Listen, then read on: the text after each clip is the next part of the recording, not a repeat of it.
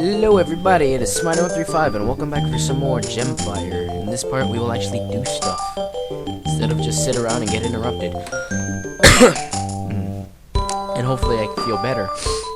Okay, when you start off, you see you have 4 commands. In these 4 commands, you have 4 smaller commands. And those 4 smaller commands inside your commands have possibly sub-commands in those commands, so you can command in your commands.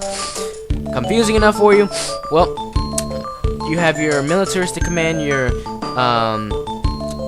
agriculture command, I think. Oh, domestic command. Then you have your diplomatic command, and then you just have miscellaneous commands. Normally what I like to do is,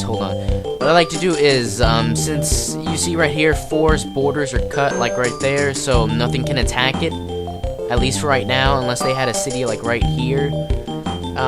What I love doing was taking the units from here and bringing them all here, like, bringing every single unit there, so these would be completely empty, and the ones on the outside would be, like, powerhouses, but I'm gonna try not to do that.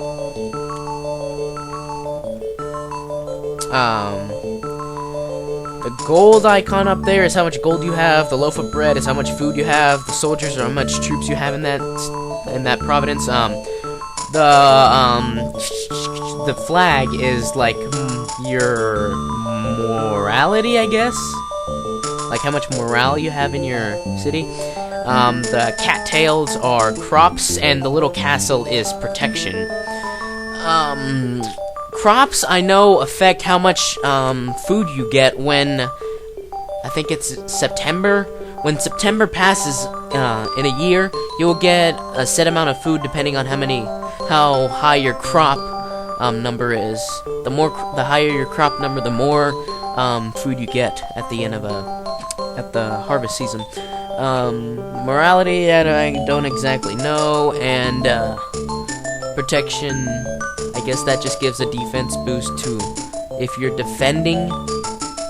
Or I guess it's more like the flag gives you more, does something like it increases your percentage when you're attacking, and then the castle increases your protection while defending. Sorry, I'm just shifting around to a more comfortable position at this computer desk. Yeah. Well, we can't really do anything, so let's invest in cultivation for right now. When we get to 4, we're gonna do the strategy I was just saying that I said I wasn't going to do, because I seem like I can only beat this game by doing that. And this game, for some reason, does not like being recorded, because this is like the 5th time I've tried to record this. Also, the little red thing under Prince Aaron's name, the little red shield thing, which when I was a kid I used to think it was a rose for whatever reason. The little shield means that this is the home province. Home provinces, you can do anything. Usually in other cities, if you go to your diplomacy and hit ally, it normally doesn't like allow you to ally, and it says it can only be done from the home province. So let's get an alliance with the Lyle family, so they won't be able to attack us for a little bit until they break the thing.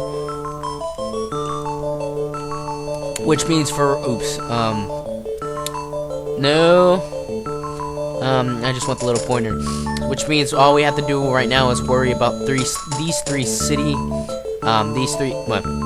three provinces until these guys break their alliance, because they can break the alliance. Lord Carl, you're not around anybody, so you can move your troops to 6. Move all your troops, all your gold, and no wait. Come over here, send all your troops, most of your gold, all of your food, and you're done. Same with you, Lady Gwen. The more stuff you do that's better for, like, your providence, the better your providences are actually,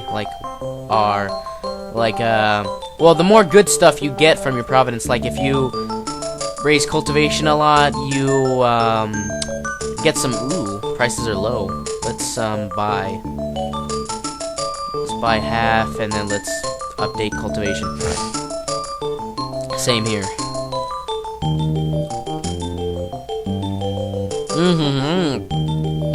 The Divas family wants to seek alliance with us, but we are already in alliance with the Lyle, so we can't do that.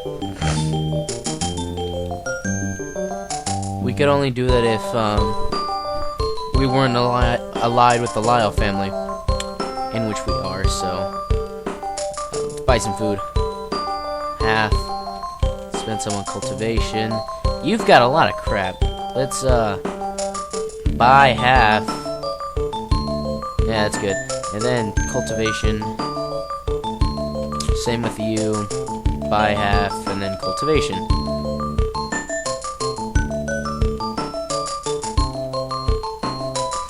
Yeah, a lot of the game is... Oh, I hit sell, didn't I? Oh, that was retarded.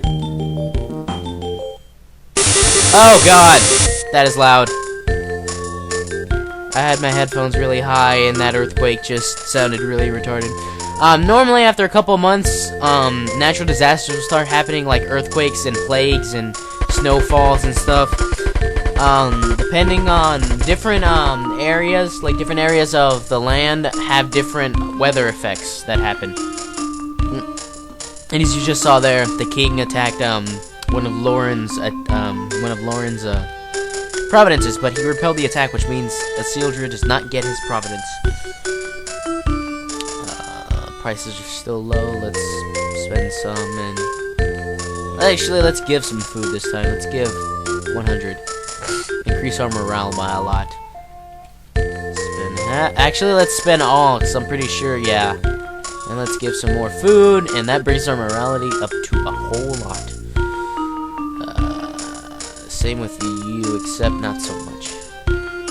You, all you can do is invest in cultivation. Same with you. Oh, crap, he broke the alliance. Crap's getting serious. What happened? Oh, yay! I thought something bad was gonna happen, because sometimes when that happens, when it zoomed into one of your cities, something happens in that city, whether it be good or bad. But we got a magical unicorn that empowered the ruler at number 3, which means good stuff happened. And we caught a leprechaun in Benchia. We caught his lucky charms. And number 5, we caught another leprechaun. We got the pasta! We got a something! We got another something! Well, we were getting good stuff already. So we're empowered, so now we can attack... Hold on. How many troops? You can actually, if you go into view, you can view the territory and see how many troops I have. I have 158, so let's take about 170, 175, 190. Yeah, let's go with 77. 32 gold. These are our 5th units, by the way. Gemfire 5th units have a little gem next to them, like these right here, like the little white gem, the sky blue gem, and the green gem. Zender is more powerful than Skullrick, but Skullrick, well, let's just say the the Lyle family also has 2 Gemfire wizards, so, and they usually use their most powerful when going into a battle. And their most powerful one is stronger than Zender. So we'll send Skullrick, because if you send a 5th unit, even if they don't do anything, they still need a month to recover. And right there, that little blue gem represents the units. The yellow represents what they cannot hit, and the red represents what they can hit. So yeah. How many days of food? Let's just take 180 and let's go fighting. And so, like I was saying, music. Yeah. See, 160, and I'm pretty sure Zender is 150. So we're just a little above their units. Their units 45 to 41, 44s to 39s.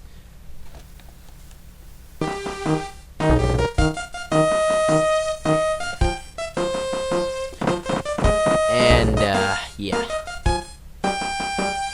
Day 1 at Dunmore. Attacker's turn. The horsemen typically tend to have larger health than the normal troops, other than the 5th unit. But the maximum number of soldiers you can have in one city is 999, which means that they all get split into 252, I think. It's 250 something is the maximum amount of number of troops you can possibly have in one battle, since your number of soldiers gets cut down and divided into 4, with the horseman being the one that gets the more, if there's a little more than normal.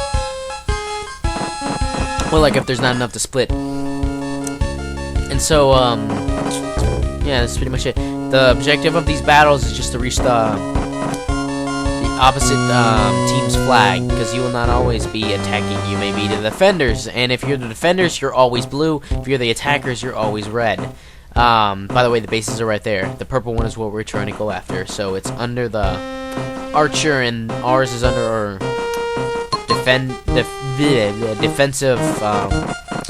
foot soldiers, because you have both defensive foot soldiers and offensive foot soldiers. Defensive are the ones that have shields. Offensive are the ones that do not. Hold on. Let's attack with the archers, because the archers can attack from one range away. And let's weaken the horsemen so our horsemen can attack them. So they go down by 14, I think, and attack.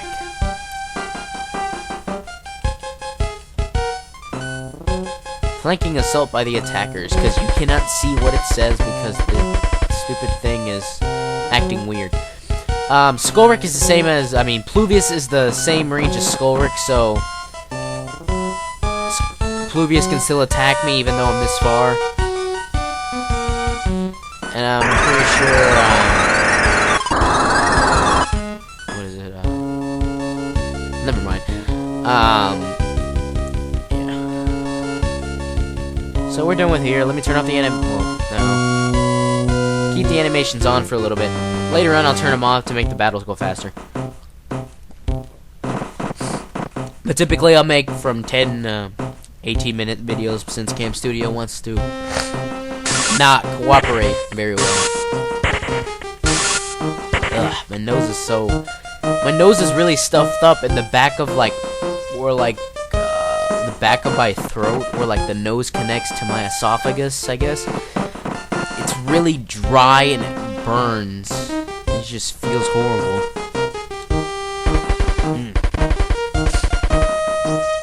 10 horsemen. All I need to do is get Skullrick over there to attack the archers. So that way I can have the archers already weakened. And 5th, Gemfire wizards typically get weaker after every attack. Watch Skullrick's health go from 56 to either 51 or 47. 52. They often go down. If you're a melee unit, that will go down. If you're a ranged non-magician, non-wizard, then you won't receive damage, because as you can see right here, the archers didn't receive any damage, and we did a lot of damage to these guys. Let's see if we can't fence off Pluvius. No, we cannot. Let's bring out these guys, because I feel like being risky. Let's turn off the animation so we can go a little faster. And the little thing above there where it has the names Owen and Kayla. Oh yeah, no animation, it just makes the number go down.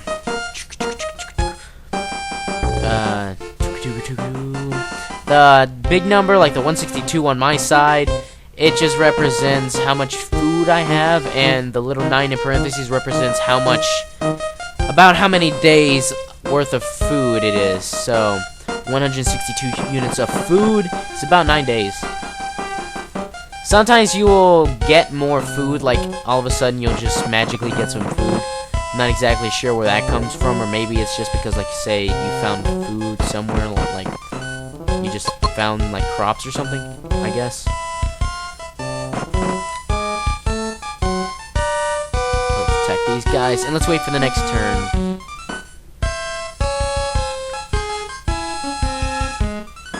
And he's going to attack my... Ooh, crap.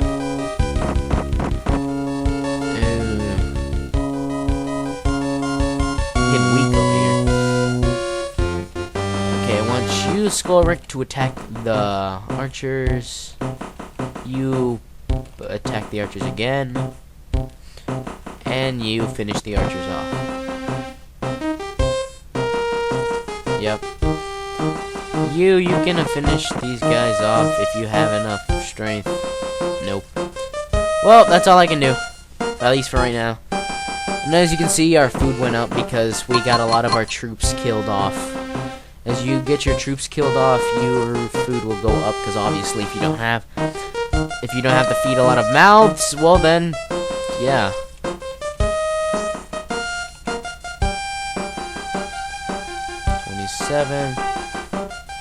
Did not want to do that. Did not want to do that. Like I was saying, if you don't have mouths to feed, well then you just have excess food. Or excess food, not access food. It's like getting principal and principal mixed up. And he killed himself. Let's give you a suicide mission and come attack Publius. You can attack these guys and for some stupid reason not get them. You can finish them off and you can capture the flag by taunting him. The defender's base was occupied and the native attackers won. And then we took number 1 of Dunmore. Ooh, and we took a ransom. Kayla, let's get food, shall we? And they set her free. If they don't set her free with the ransom, then you can either recruit her, banish her, or release her. If you release her, she just goes anywhere, either back to the same family or to a different family. If you recruit her, then she becomes one of your vassals, and if you banish her, she's gone from the game for good. At least from the game you're playing now. Ugh. Burning is getting on my nerves. Prices are low. It's April, so I'm gonna go ahead and turn off the video right here because I want to keep these relatively short. So I will see you guys next time. Bye.